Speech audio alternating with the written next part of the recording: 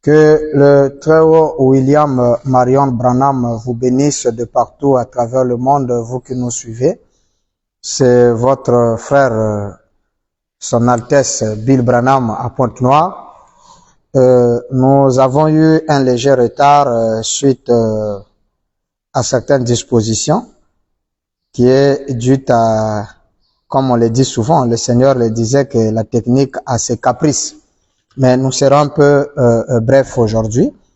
Alors donc, nous sommes aujourd'hui sur la quatrième partie de notre sujet que nous sommes en train de développer sur le troisième sacerdoce. Et c'est notre quatrième partie que nous sommes en train de développer depuis un certain temps. Nous avons commencé avec la première partie, la deuxième, la troisième. Aujourd'hui, nous touchons la quatrième partie sur le troisième sacerdoce. Vraiment, nous sommes un peu en retard, comprenez-nous.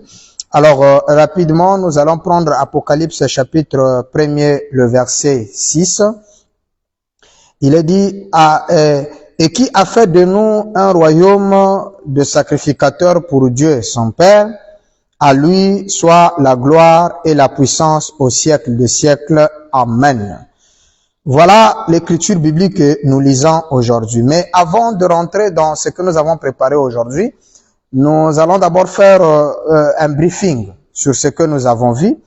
Alors, nous avons pris comme écriture de base les enfants dans le désert, là où le Seigneur Branham nous fait comprendre que nous devons savoir dans quel sacerdoce sommes-nous et qui est le souverain sacrificateur.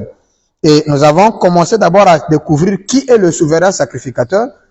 Par là, nous avons compris que ni Aaron n'est le souverain sacrificateur aujourd'hui, ni Jésus n'est le souverain sacrificateur aujourd'hui, mais aujourd'hui, nous sommes dans le sacerdoce de Melchisédek qui est lui-même le souverain sacrificateur, qu'il est nul autre que William Branham. Alors, sur ce, nous avons vu que le sacerdoce d'Aaron, pourquoi cela n'a pas pu être valable jusque dans le temps de Jésus, c'est parce que l'apôtre Paul nous dit, le sacerdoce étant changé, il y a nécessairement d'abord changement de loi, et il dit que si la perfection était possible dans le sacerdoce lévitique, c'est-à-dire le sacerdoce d'Aaron, on n'aurait plus besoin de la remplacer par une autre. Donc la perfection était la chose qui liait l'évidence d'un sacerdoce pour que cela puisse être un sacerdoce demeurant, pour ne pas dire sacerdoce éternel, mais un sacerdoce demeurant. Alors quand Jésus arrive dans le second sacerdoce ou dans la deuxième dispensation, lui qui était censé être, d'après Paul dans ses premiers enseignements, il a montré que le sacerdoce de Jésus était le sacerdoce parfait par rapport à la réalisation partielle avec le sacerdoce de Aaron. Maintenant, après l'apôtre Paul qui voulait tout terminer avec le Christ et Jésus, le Père lui a fait monter dans ce qu'on appelle le troisième ciel. Et quand il arrive là-bas, l'apôtre Paul donne une forte déclaration en disant nous connaissons en partie et nous prophétisons en partie. Mais quand ce qui est parfait sera venu. Donc l'apôtre Paul, qui était censé présenter le sacerdoce de Jésus, qui était venu à la ressemblance de Melchisédek, que c'était un sacerdoce parfait, malheureusement, lui, quand l'apôtre Paul arrive, il comprend que ce sacerdoce-là n'était pas aussi parfait que la perfection devait être future.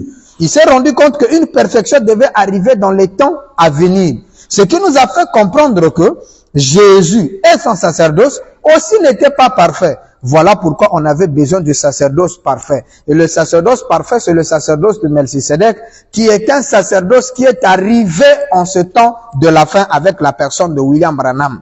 Et nous allons prendre cela nous voudrions voir Jésus du 23 mai 1958.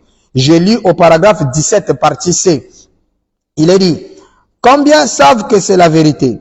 Parmi vous les lecteurs de la Bible ici présents, c'est bien d'avoir des ministres qui lèvent la main. Il dit, c'était une conglomérat pour présenter le surnaturel. Eh bien, alors si le sacerdoce d'Aaron et les lois de Moïse sont donc passées, Le sacerdoce d'Aaron et les lois de Moïse sont donc passées. Donc, la loi de Moïse et le sacerdoce d'Aaron, tout ce qui convergeait en ces éléments, sont passés. Donc, aujourd'hui, il est difficile d'apporter. Vous ne pouvez pas apporter le sacerdoce d'Aaron aujourd'hui. Vous ne pouvez pas apporter la loi de Moïse aujourd'hui parce que ces éléments-là sont déjà passés. Et quand le Christ Jésus est arrivé, l'apôtre Paul nous dit dans Hébreux chapitre 6, le premier verset, laissant les éléments de la parole de Christ, mais nous tendons à ce qui est parfait. Voilà que l'apôtre Paul projette encore une perfection au futur qui nous donne droit à un autre sacerdoce. Je reprends donc la phrase. Le sacerdoce d'Aaron et les lois de Moïse sont donc passées. Et maintenant, nous avons un nouveau sacerdoce. Donc maintenant, pendant que Branham est en train de parler, il leur dit, nous avons un nouveau sacerdoce et un nouveau Urim et Tumim. L'ancien Urim et Tumim est passé avec son sacerdoce. Mais nous avons un nouvel Urim et Tumim, c'est la Bible de Dieu. Alors voilà, William Branham nous montre que nous sommes dans un autre sacerdoce. Et étant dans ce sacerdoce-là, la loi de Moïse et le sacerdoce d'Aaron est passé. Ce qui nous avait amené encore de comprendre dans la brochure la puissance des décisions, nous avons lu ça le paragraphe 46.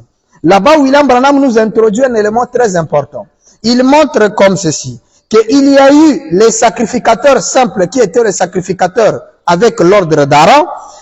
Il y avait les sacrificateurs dans le Nouveau Testament qui consistaient à être croyants ou chrétiens.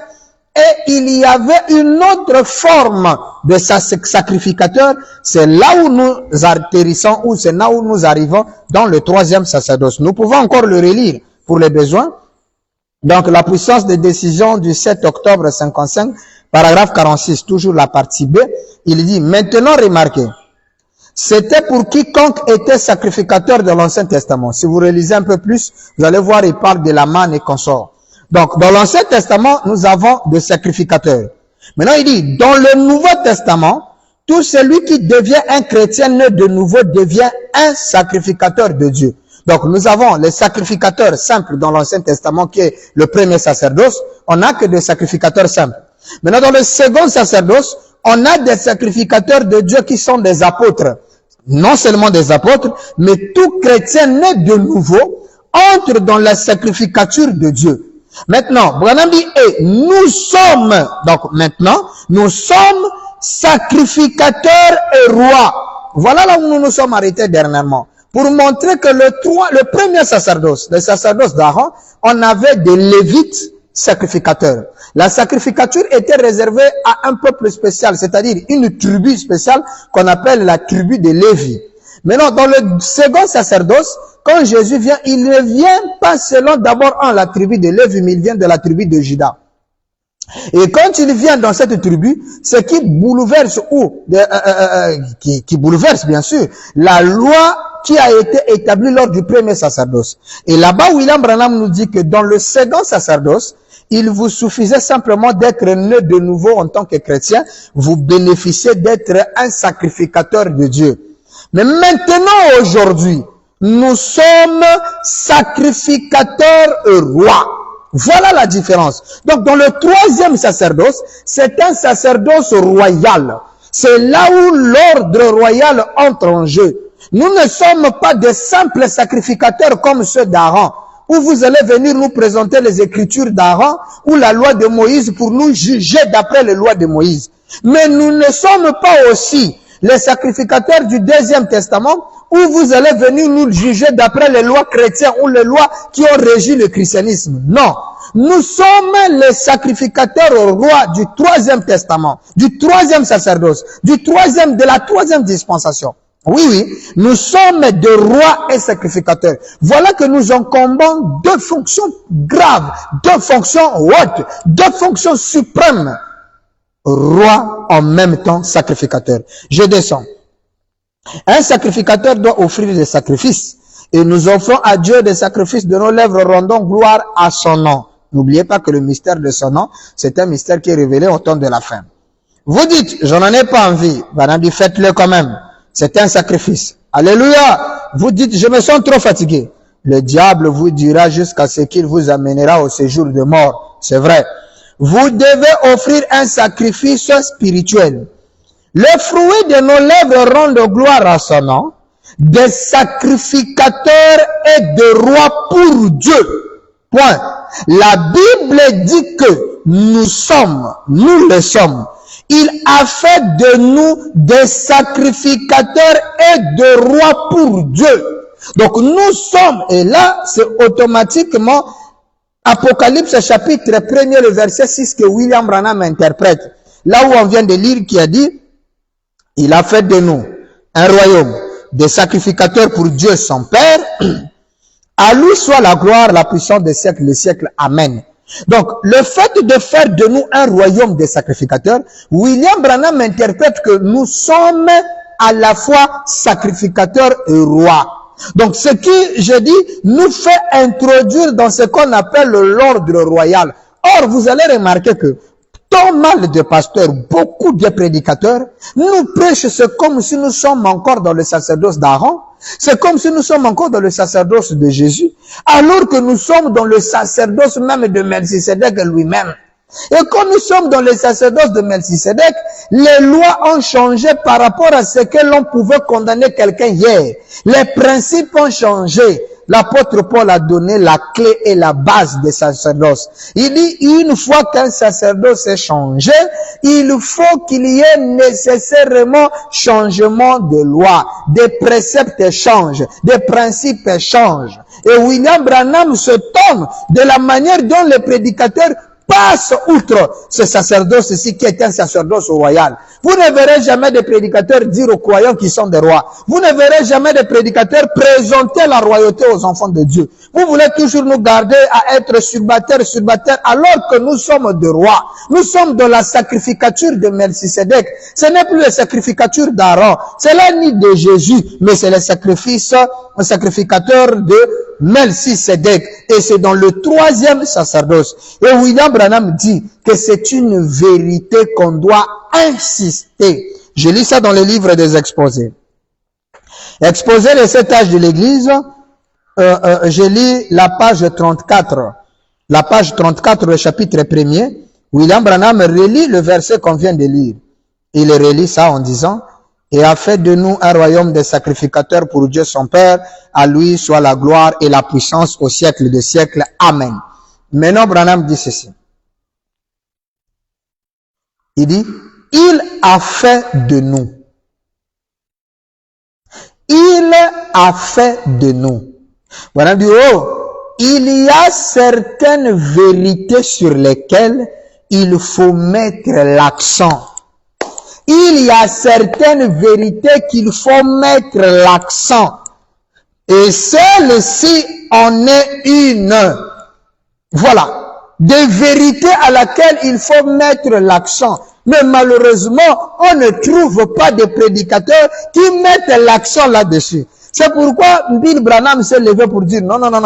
Il nous faut une émission spécialisée sur le troisième sacerdoce. Parce que jusque-là, on n'a pas encore commencé les émissions concernant le troisième sacerdoce. Ici, nous sommes en train d'abord de placer les bases.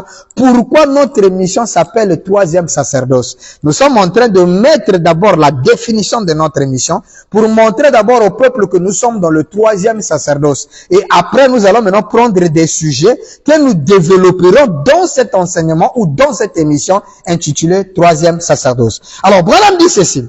Il y a certaines vérités sur lesquelles il faut mettre l'accent. Il faut qu'on mette l'accent dessus. Il dit, celle-ci en est une. Lui a fait de nous. Branham dit, le salut, c'est son œuvre. Le salut vient de l'Éternel. Tout par grâce. Il a racheté. Il nous a racheté dans un but. Il nous a acquis dans un but. Nous sommes, dit Branham, nous sommes des rois, des rois spirituels. Nous sommes des rois. Bien-aimés frères, C'est une vérité qu'on doit mettre l'accent dessus. Alors, vous allez venir juger le roi selon quel principe? Quand Dieu établit les lois royales, dans je crois Deutéronome 17, nous y reviendrons. Nous allons lire les principes et les lois, les principes et les avantages qui régissent un roi d'abord. Il y a des lois et des principes qui régissent la royauté. Maintenant ici, William Branham dit, il a fait de nous des rois spirituels. Oh, des rois spirituels. Maintenant Branham dit, oh, nous allons être des rois avec lui sur la terre quand il sera assis sur le trône. Voilà encore un autre aspect que nous développerons les jours à venir.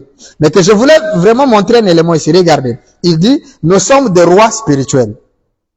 Pas des rois pour montrer physique, mais des rois spirituels.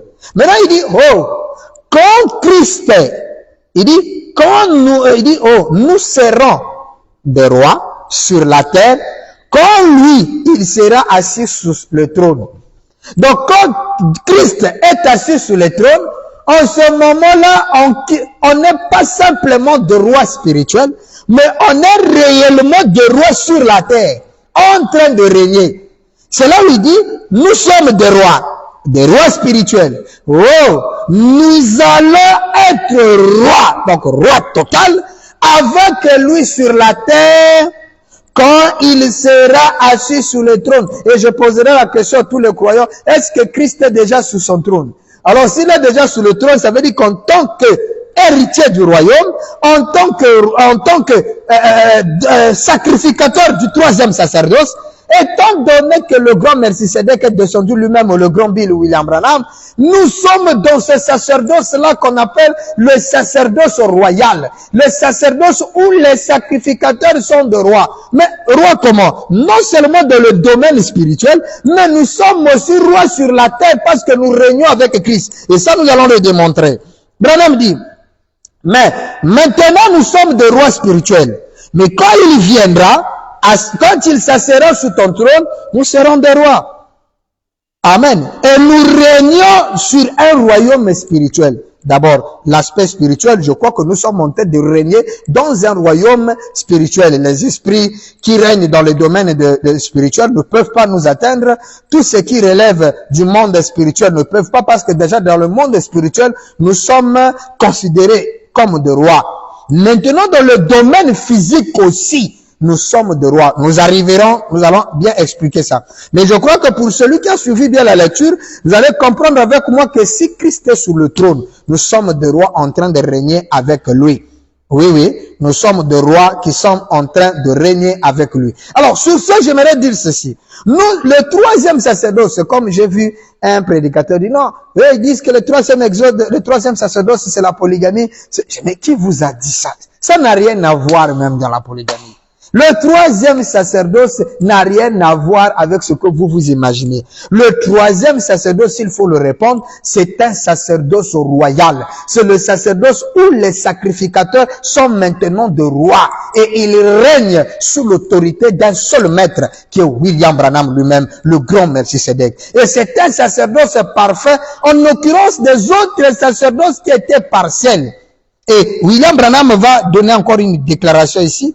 Dans la brochure Le Messie. Le Messie, le 14e paragraphe, partie C, il dit, peu importe combien grand, beaucoup ont cru qu'il a échoué dans son œuvre. Il est toujours le roi. Maintenant, il est le roi. Il est le roi des saints. Apocalypse, il le dit, toi, le roi des saints. Il a un royaume. Maintenant, Branham dit, n'êtes-vous pas heureux ce soir d'appartenir à cet empire, l'empire du roi? L'empire du roi. Et c'est aujourd'hui qu'on a oint la dernière onction. Parce que lors des 6 buts de la visitation de Gabriel à Daniel, la dernière but, ou le dernier but, c'était oindre le Saint des Saints. Et le Saint des Saints, d'après William Branham, il dit, d'après moi, le Saint des Saints, oindre le Saint des Saints, ce sera le tabernacle qui sera utilisé pendant le millénium.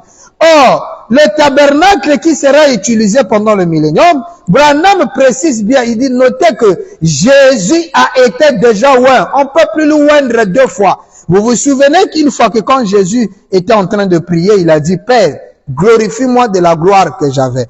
La voix lui dit, tu as déjà été glorifié.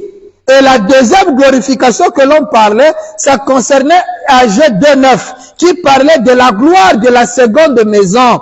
Il avait été déjà oint, selon les 6 bits de la visitation de Gabriel.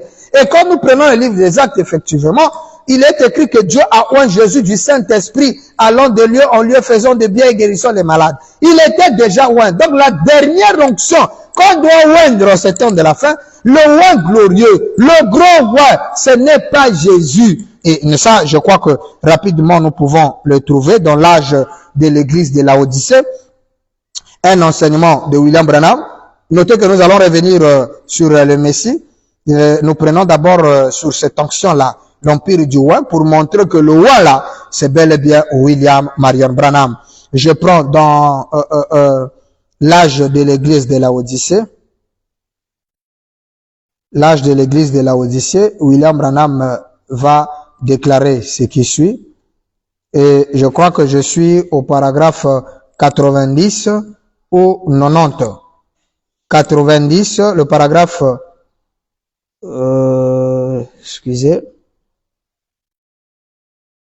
Ouais. L'âge de l'église de Laodicée, paragraphe 90. Voilà.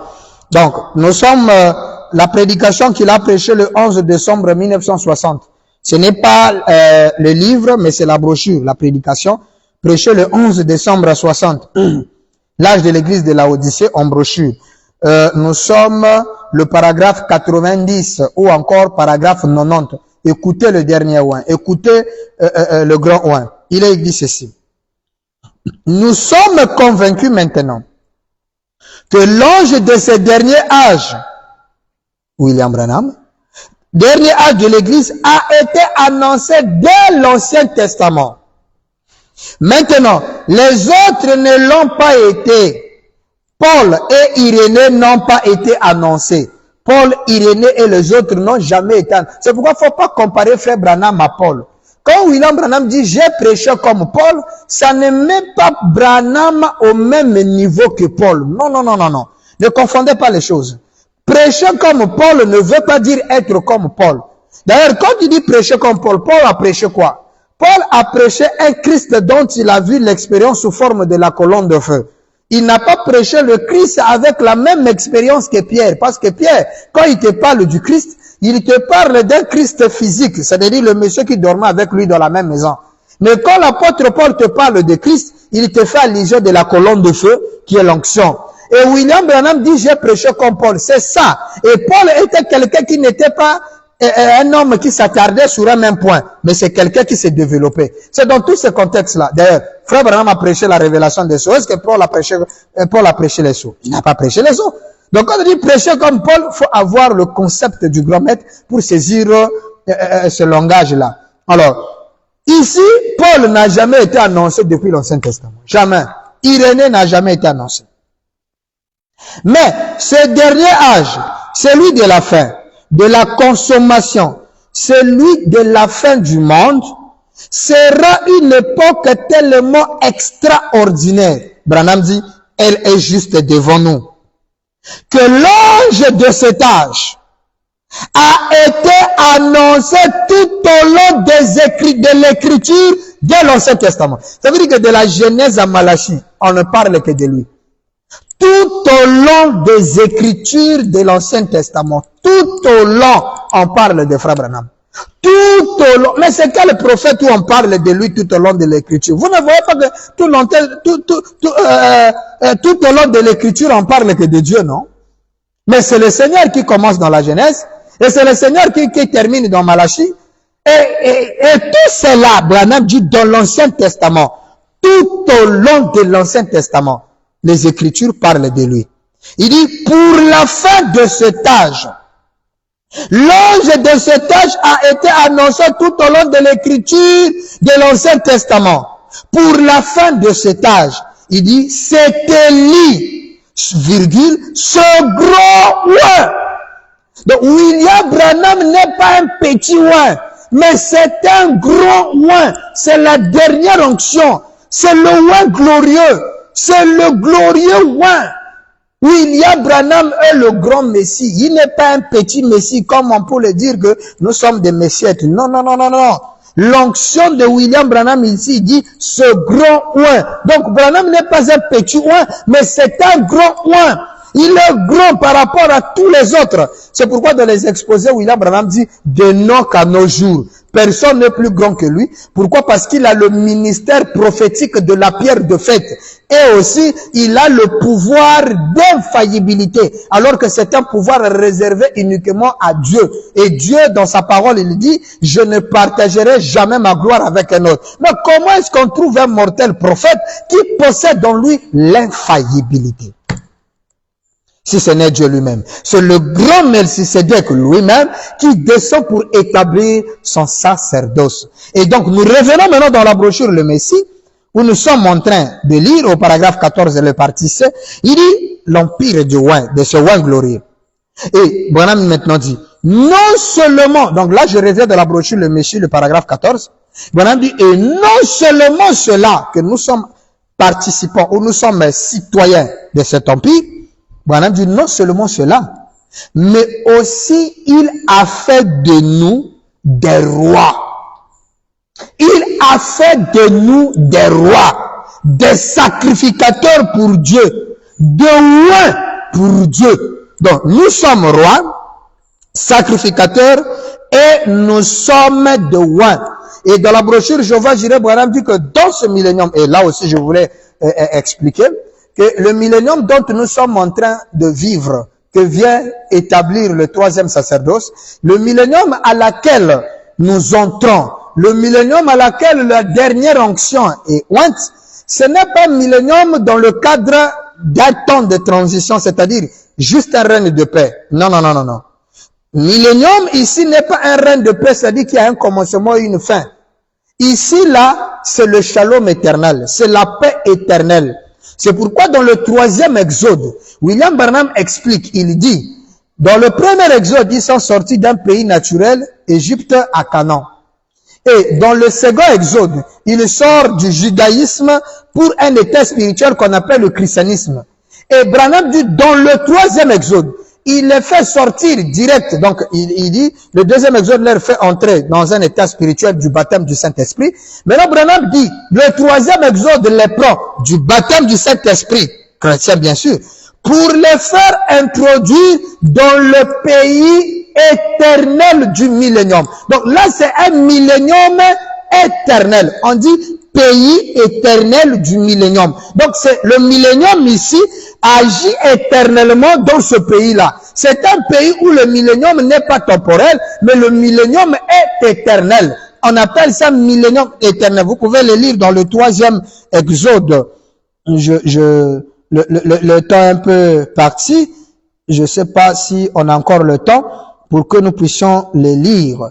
Nous sommes dans le troisième exode. Il parle du millénium éternel. Oui. Le troisième exode, rapidement. Nous sommes le 30 juin 63 matin. 30 juin 63 matin. Parce que le soir, il va venir prêcher le sermon sur votre vie est-elle digne de l'évangile. Hein. Alors, dans le troisième exode,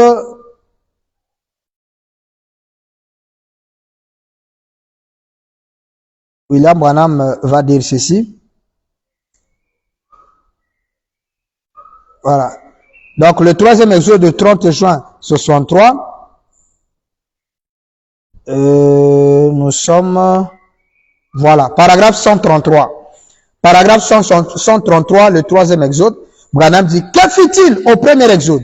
Il les fait sortir d'un pays naturel vers un pays naturel. Au deuxième exode, il les fait sortir d'une condition spirituelle vers un baptême spirituel du Saint-Esprit. Aujourd'hui, il les amène du baptême spirituel du Saint-Esprit directement dans le pays éternel du millénium et du glorieux au-delà. Donc vous voyez que c'est un pays éternel du millénium. Là, le millénium n'est plus temporel. Mais le millénium ici est introduit éternellement dans ce pays-là. Donc, dans ce pays éternel, nous allons vivre un millénium éternel.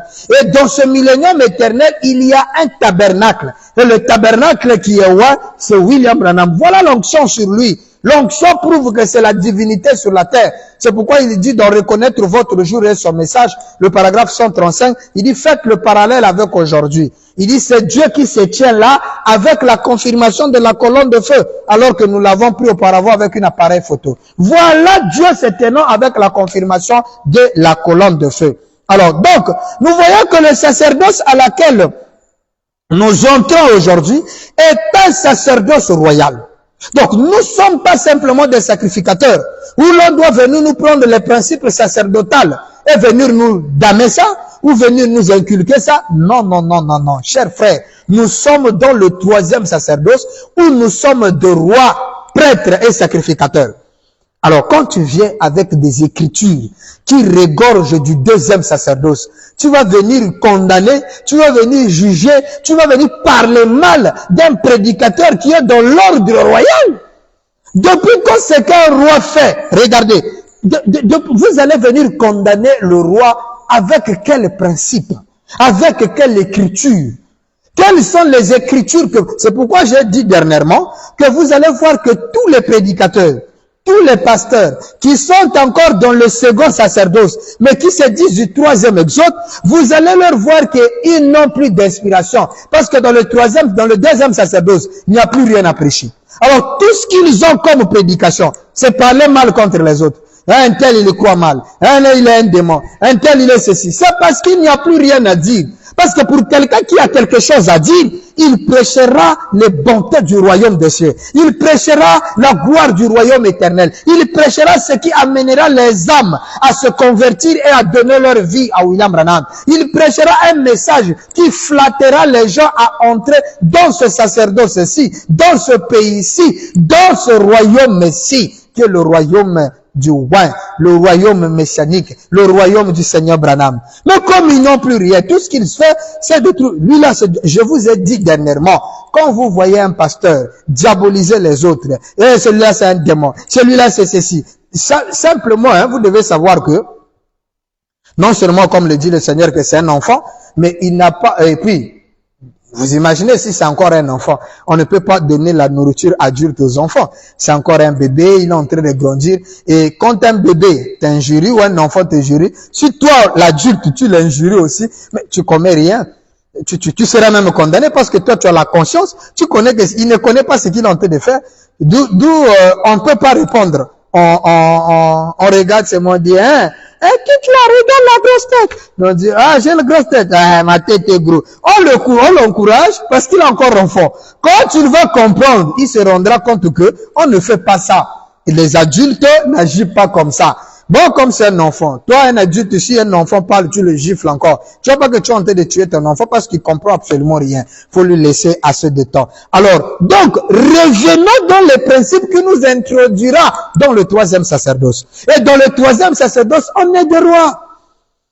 Et que la manière qu'un roi dirige le royaume que le Père lui a donné de conduire. Parce que, regardez, il est dit dans l'Apocalypse qu'il est le roi des rois.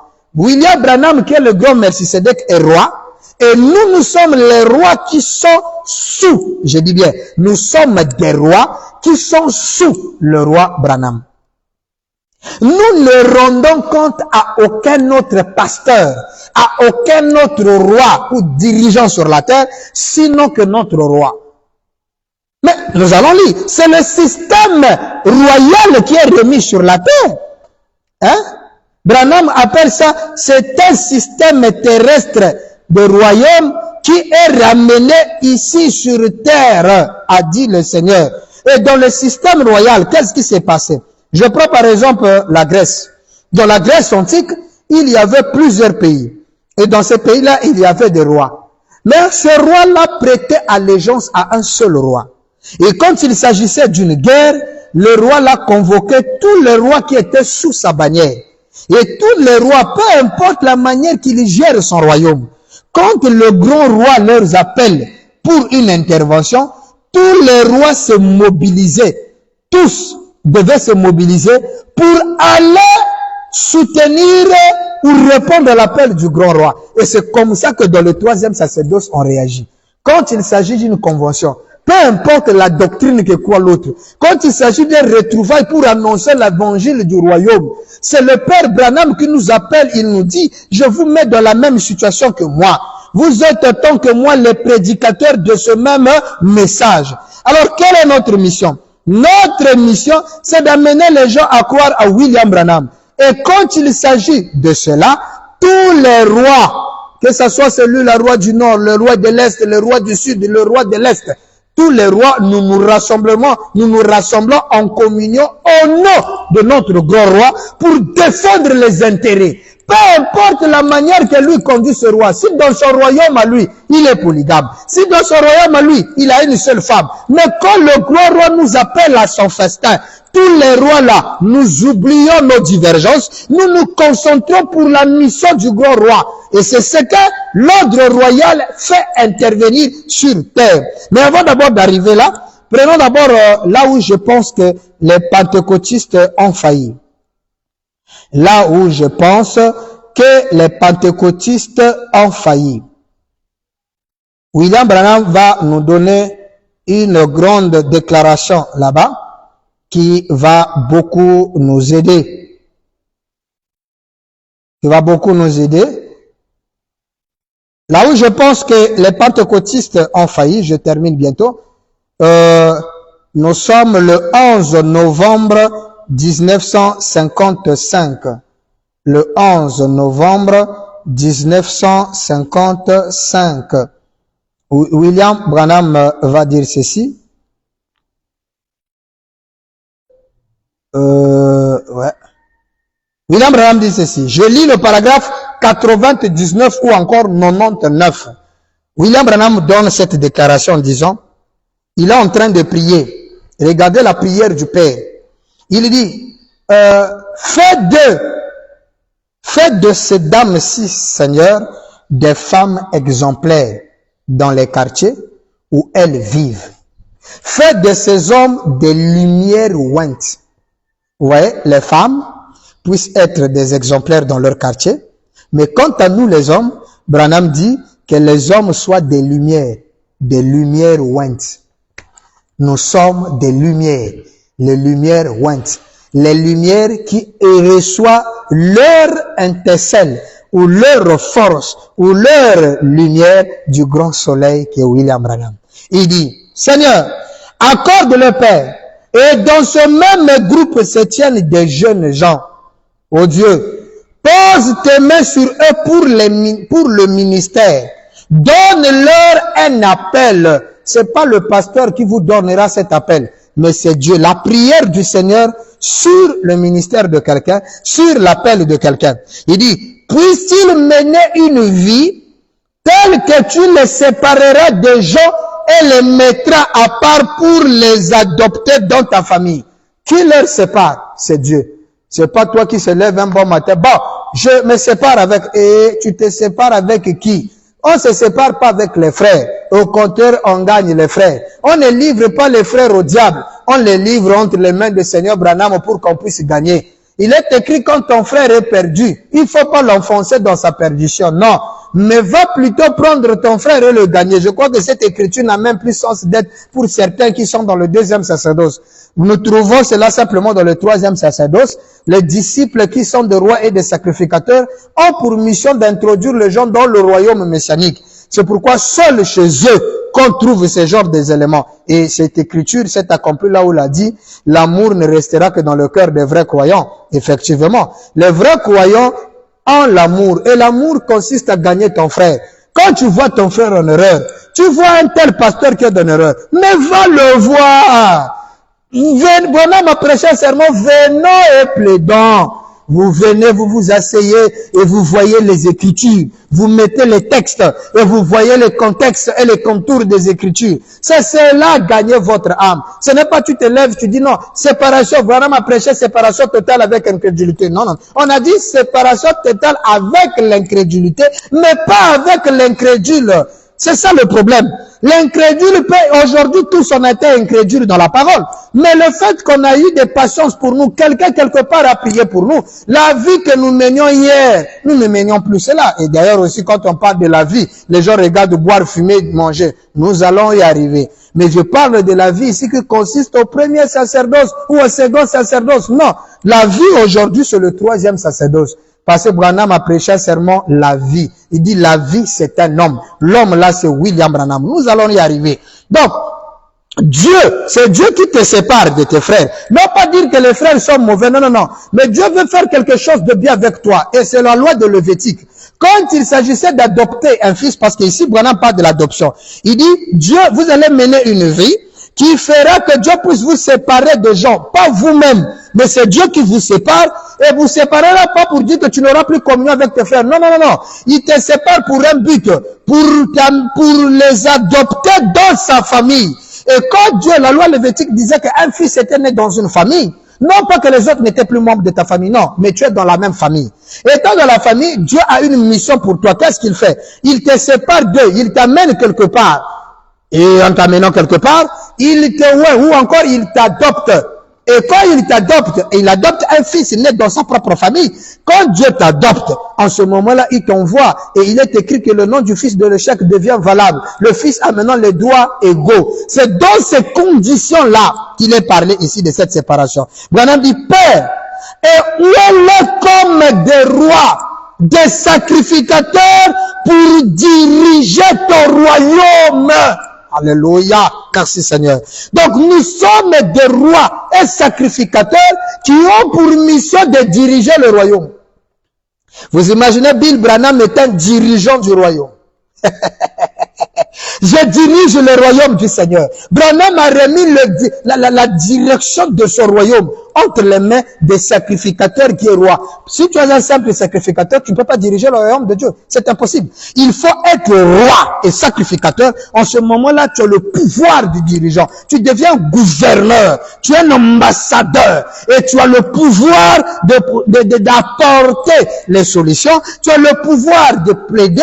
Tu as le pouvoir de guérir. Et tu as le pouvoir d'introduire les gens parce que tu as la mission de diriger le royaume de Dieu. Branham dit, donne-leur le ministère et d'autres choses il dit d'autres choses à faire pour amener les autres à Christ. Voilà la mission. Pour les amener à Christ, pas les éloigner. Non, celui-là, oh, il est perdu. Lui-là, il ira à l'enfer. Il est du diable. Ah, papa, c'est pas la mission des rois sacrificateurs. Tous les jours, celui-là est du diable. C'est un démon. Il va en enfer. Ah, papa, c'est pas la mission des sacrificateurs au roi. Quand tu raisonnes comme ça, on comprend simplement que tu es un simple sacrificateur du second sacerdoce, qui est sacerdoce de Jésus, qui s'est camouflé avec l'habit blanc, habillé en noir dans le festin royal. Parce que ici, les rois et sacrificateurs, leur mission, c'est d'amener les autres à Christ. Maintenant, toi, au lieu d'amener les autres à Christ, tu es là en train de détruire les autres. Mais tu n'es pas dans le troisième sacerdoce. Vous voyez? Parce que nous sommes des dirigeants. Nous dirigeons les gens vers Christ. C'est pourquoi Dieu nous avait séparés et nous a adoptés dans sa famille, nous a adoptés dans son royaume et nous a envoyés sur terre avec une mission bien déterminée, diriger son royaume. Comment on dirige son royaume? C'est en aidant les autres à entrer en Christ. Même s'ils ont une mauvaise vie, Branham a prêché un sermon, une vie cachée en Christ. Prenez cette mauvaise vie-là, cachez ça en Christ. Aussi longtemps qu'ils sont en Christ, comme Christ est saint, Christ rendra cette vie impure, sainte. Nous allons y arriver. Alors pour terminer, je prends questions et réponses du 23 décembre 59, paragraphe 45. Je prends juste 45. Mais vous pouvez commencer à lire 44 depuis la maison, vous descendrez jusqu'à 46. Il est dit, il a dit, je lis la version de la voix de Dieu.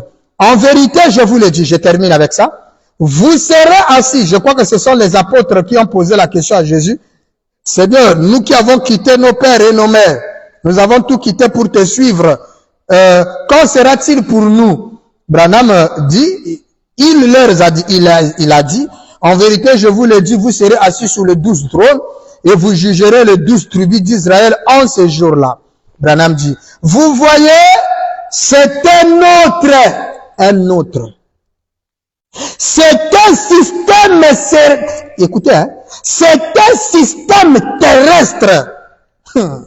Donc c'est des rois qui seront là pour diriger les 12 tribus d'Israël. Maintenant, Branham finit cette écriture, il dit, vous voyez, donc est-ce que vous comprenez? Il dit, c'est un autre. Un autre quoi, frère Branham? Il dit, c'est un système terrestre. Un système qu'on trouve sur la terre, qui sera restauré. Vous voyez l'ordre royal? C'est un système terrestre qui sera restauré, qui sera supérieur et suprême en tout. Vous voyez comment vivent les rois, comment vécut le roi David, comment vivent les rois et les sacrificateurs. D'ailleurs, les rois d'abord de jadis, les sacrificateurs de jadis, maintenant combiner les deux. À la fois, nous sommes les dirigeants du royaume de Dieu. Alors, étant des dirigeants du royaume de Dieu, nous sommes à la fois rois et sacrificateurs. Et William Branham dit, c'est un autre système. C'est un système, Branham dit, c'est un système terrestre qui sera restauré. Alors, si dans le système terrestre, les rois de jadis, ils avaient peut-être 3, 4, 5, 6, 7 femmes. Il y avait des rois qui avaient une seule femme. Peu importe la manière de diligence ou la manière où tu diriges ton royaume.